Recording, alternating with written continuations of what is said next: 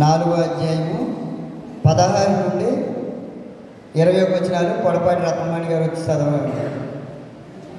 సంఘమంతా లేచి నిలబడి.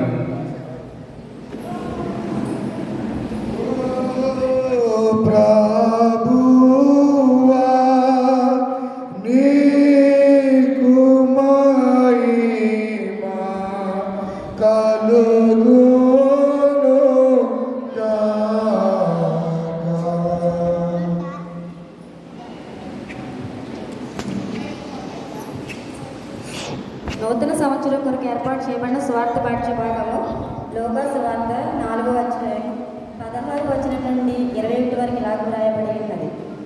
తరువాత ఆయన తాను పెరిగిన నజరేతునకు వచ్చెను.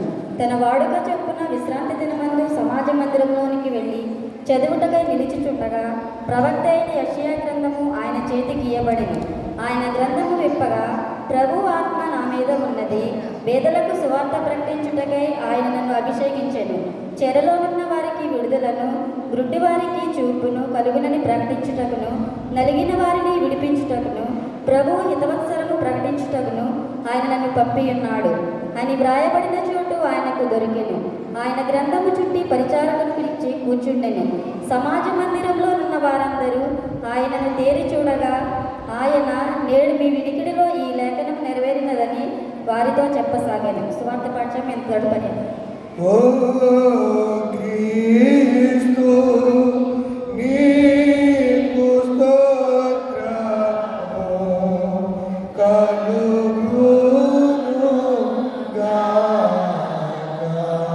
అందరం కలిసి అపోస్తలుల విశ్వాస ప్రమాణాన్ని మన విశ్వాస గౌరవం గారు ఒప్పుకుందాం.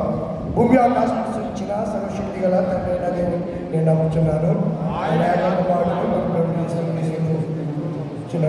పరిశుధాత్మ గర్భము నరకబడి కన్యక మరియకు పుట్టి చనిపోయి సమాధి చేయననియు అదృశ్యలోకములోనికి దిగిననియు చనిపోయిన వారి నుండి 3 దినం లేచి పరలోకమునికి ఎక్కి సర్వశక్తి గల తండ్రి యొక్క దేవుని గుడి చేతి వైపు కూర్చున్నాడని సజీవులకు మృతులకు తీర్పు చేయడానికి అక్కడ వచ్చినట్టు నమ్ముచున్నాను.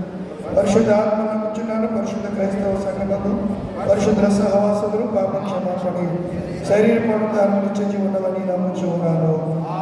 దయచేసి కూర్చోనండి.